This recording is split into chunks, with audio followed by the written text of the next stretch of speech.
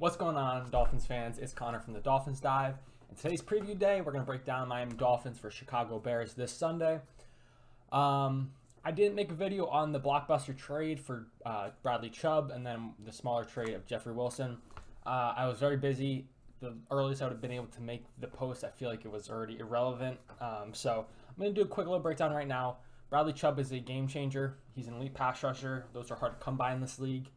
And with the way our defense has transitioned from being very man heavy to more of a zone coverage and drop 7, rush 4, having elite pass rushers like Bradley Chubb and Jalen Phillips to get after the quarterback will help this defense take that next level and be able to compete with the Chiefs, Bills, Ravens, and the elite teams in the AFC to make a playoff push. Jeff Wilson gives you a little power back out of the backfield, knows the wide zone scheme to a T, so should hopefully be an upgrade from Chase Edmonds to complement Raheem Mostert. And without further ado, I'm going to hop right into the breakdown. So Dolphins offense, Bears defense. So the Dolphins offense is 16th in points per game. Bears defense is 18th in points allowed.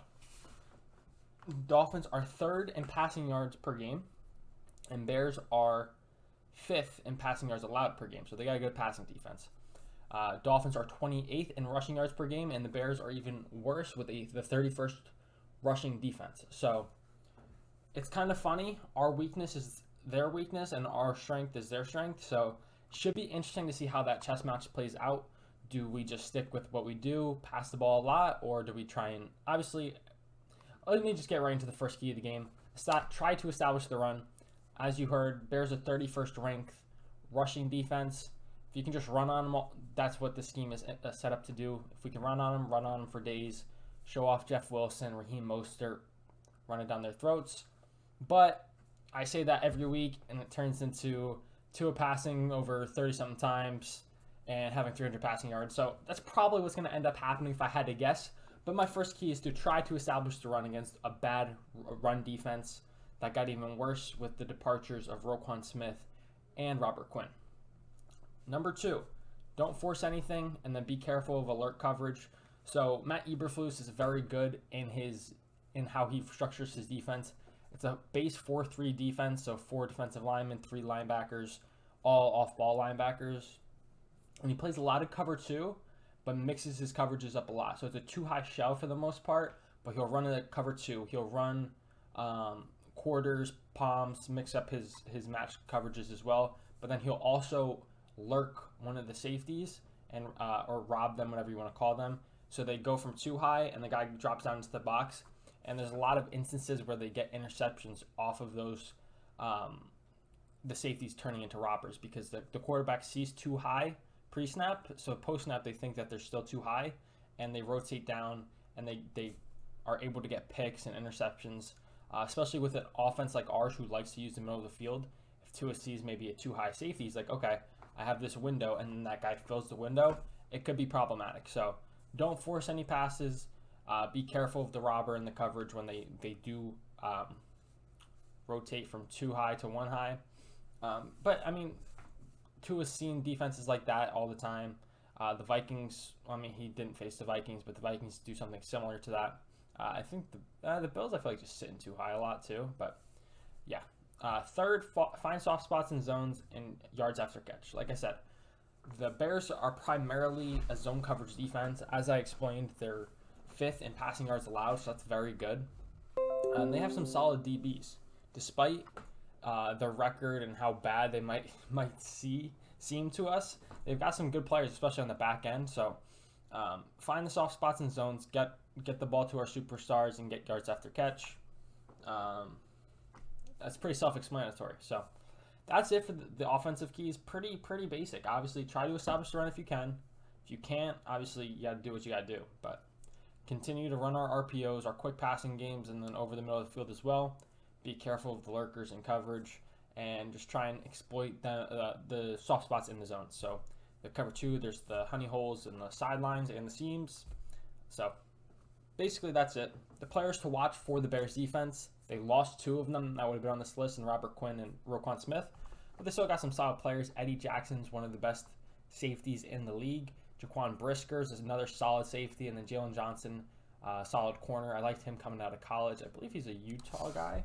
Let me just confirm that. Jalen Johnson out of Utah. Yes, look at me knowing my stuff. So Bears offense versus Dolphins defense. The Bears offense is 23rd in points per game. Dolphins defense is 22nd in points per game. So about the same in terms of that category. The Bears are 32nd in passing yards per game. Dolphins are 26th in passing yards allowed. Bears are first in rushing yards per game, and the Dolphins are 6th in rushing yards allowed. So similar, it's the exact same thing as the offense. Our strength is their strength, and our weakness is their weakness. So it's going to be interesting to see who's able to impose their will on each side of the ball between the passing and rushing attack. And that goes right into the key of the game. The first thing you got to do is stop the run. The Bears are the number one rushing offense in the league. They have a good tandem of backs. Their offensive line clearly is very good at run blocking. Not to mention the running threat of Justin Fields out of the quarterback position with the zone read, or option plays, or whatever they want to run with Fields as well, or just scrambling. So that's going to be your first key of the game. Number one rushing offense. You have to be able to stop the run to win the game. Number two, contain Justin Fields. Obviously, you're not going to be able to contain him every single play. But for the most part, try and keep him in the pocket. Try and limit his threat to run because he's one of the most dynamic players in all of football with his arm and his leg. So if you're able to contain him, keep him in the pocket, force him to make reads, more likely to be successful than not. And then third can be more risky with your blitzes due to poor passing attack. So in recent weeks, the Dolphins have played more zone coverage, less man coverage, less cover zero, and less sending extra blitzers and just more setting guys in coverage and then just letting the base pass rush go with stunts and games. And honestly, that's how I perceive the defense moving forward with the addition of Bradley Chubb. But when you're facing a terrible passing attack like the Bears have, you can afford to be a little more risky, put people on islands a little more often to cause negative plays. Now, will we do it? I don't know, but I do think the advantage in the passing game gives you the ability to be a little more risky in that aspect. The Bears players to watch, obviously, like I mentioned, Justin Fields. Now, he's in his second year, and honestly, I think Justin Fields is going to be very good. Say what you want. There's some bad throws. The numbers aren't great, especially passing the ball. But when you consider what he has around him, I don't know if there's a quarterback in this league with less to work with than him between offensive line and receivers. Now, granted, they just went out and traded for Chase Claypool, which is a big addition, so that'll be beneficial for him. But before that, it was 100% without a doubt Justin Fields, with having no help. Aside from Justin Fields, who to look out for, Darnell Mooney. He's a speedster, very solid receiver, Justin Fields' favorite target. I don't view him as a guy that's going to absolutely take over the game, but he's definitely a solid receiver. Chase Claypool is also on this list. I'm assuming he's going to play pretty heavily just due to how bad their receivers are. He's an athletic freak. He's big and fast, but I don't view him as much of a guy. I'm more afraid of him catching a ball on our DB's heads than necessarily creating a ton of separation. We're not going to run a lot of man coverage. So my biggest fear of Chase Claypool is just him catching 50-50 balls on a go ball for big yardage. He's definitely capable of doing that. And then the last offensive players to watch are David Montgomery and Khalil Herbert. They have a tandem out of the backfield. They're both very, very solid backs. And like I said, they're the number one rushing attack for a reason. Both of those backs have done a phenomenal job, and they can catch the ball out of the backfield as well. With that said, I do feel like the Dolphins are just the better team straight up on both sides of the ball. And I think that's going to show in the score, or at least I hope. With that said, the Bears are a competitive team. Now, losing Roquan and Robert Quinn does hurt how I perceive them a lot. But they're still a team that's going to be able to run the ball, and they're going to play bend, don't break defense. And when you're able to do that, you can win any game. And I think the Bears could upset us. I don't anticipate it happening.